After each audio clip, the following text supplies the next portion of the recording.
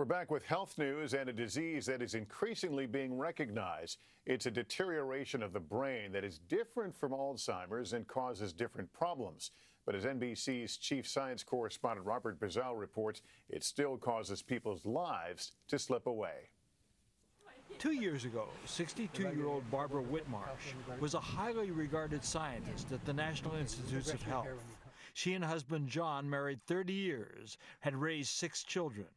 What did you have for breakfast? Then John began to notice changes. Her ability to feel empathy, her personality, just disappeared over a period of time, and that's the hardest part of this disease. I would ask her, is anything wrong? And she said, no, I love you and everything's fine.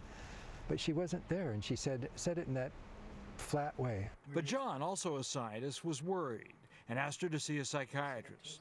Ultimately, she was diagnosed with frontotemporal dementia, or FTD, a disease that strikes a different part of the brain from Alzheimer's. There's a huge loss of tissue in the It does not start with memory problems, but with personality changes.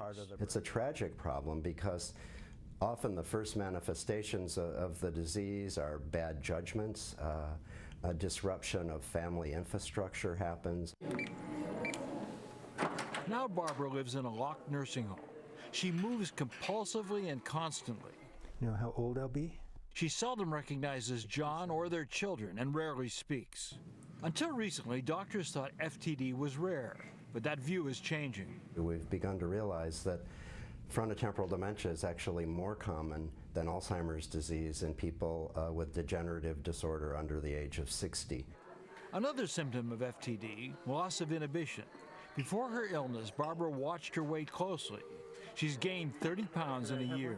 Food is probably the central to her thinking, her behavior, her walking. She forages, if you will. There is no treatment for FTD. Victims' brains continue deteriorating and they die within years. Not only is FTD far more common than most people realize, studying it could provide clues to other important conditions, including Lou Gehrig's disease and Huntington's disease. Give me a kiss, something. And just as important, they say, more awareness of the disease could spare families of victims the pain of believing their loved ones no longer care. Bye-bye. Robert Bazell, NBC News, Sacramento.